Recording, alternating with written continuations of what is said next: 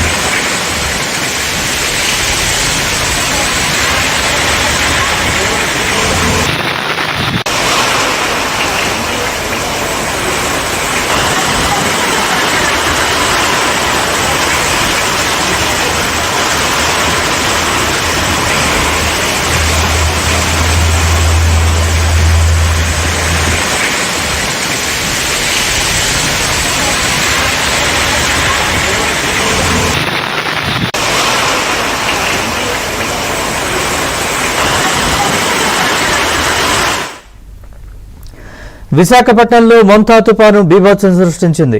బలమైన ఈదురుగాలుల కారణంగా భారీ చెట్లు స్తంభాలు విరిగిపడ్డాయి.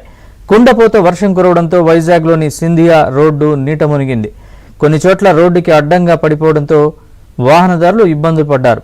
ఒక ప్రాంతంలో కారుపై భారీ వృక్షం పడడంతో వాహనం ధ్వంసమైంది. కొన్ని ప్రదేశాల్లో భారీ ట్రాఫిక్ జామ్ అయింది.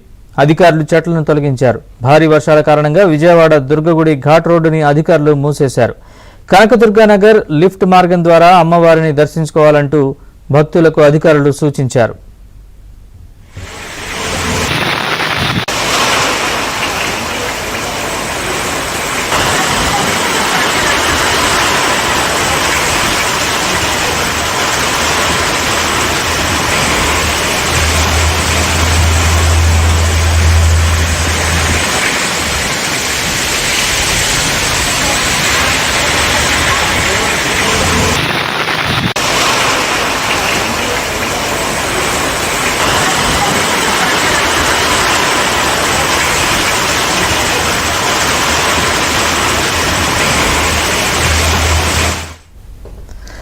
మొంతా తుపాను ప్రభావంపై మంగళవారం ముఖ్యమంత్రి చంద్రబాబు నాయుడు సమీక్ష నిర్వహించారు. తుపాను ప్రభావిత ప్రాంతాలకు 5-6 సభ్యులతో బృందాన్ని పంపాలని అధికారులను ఆదేశించారు.